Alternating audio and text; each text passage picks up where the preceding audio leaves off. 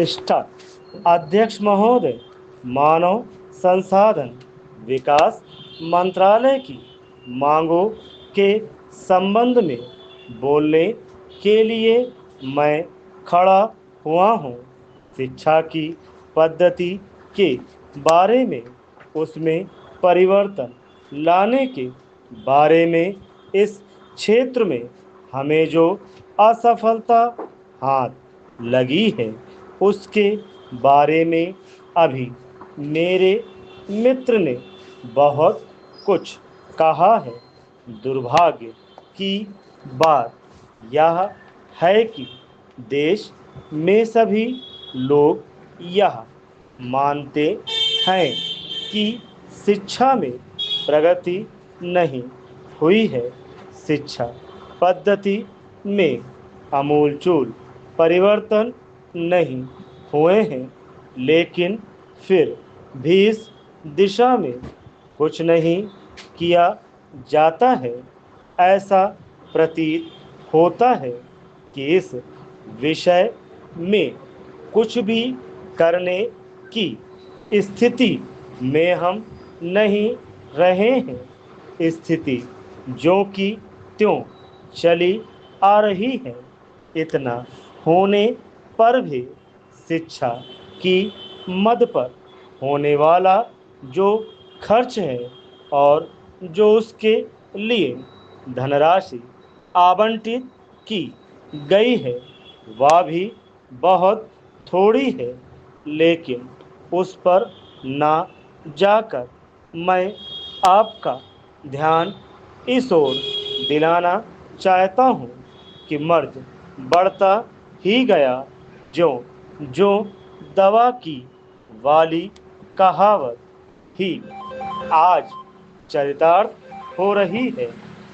जितने ज़्यादा आयोग और समितियां बैठी और जितनी ज़्यादा शिक्षा पद्धति के बारे में छानबीन की गई, उतनी ही ज़्यादा बीमारी बढ़ती गई।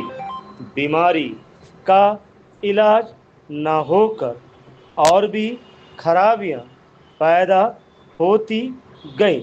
अभी मेरे मित्र ने माननीय मंत्री का ध्यान एक रिपोर्ट की तरफ दिलाया था।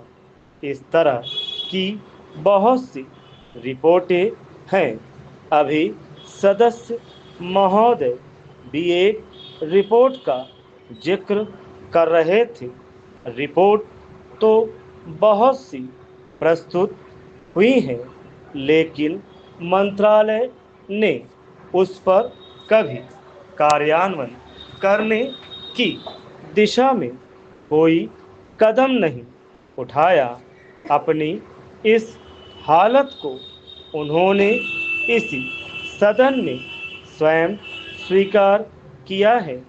अपनी विवशता को उन्होंने स्वयं यहाँ प्रकट किया है। पैराग्राफ चिन्ह इस विषय पर और अधिक ना कहकर मैं आज के दिन मानव संसाधन विकास मंत्रालय का ध्यान दो विशेष विषयों की तरफ दिलाना चाहता हूँ।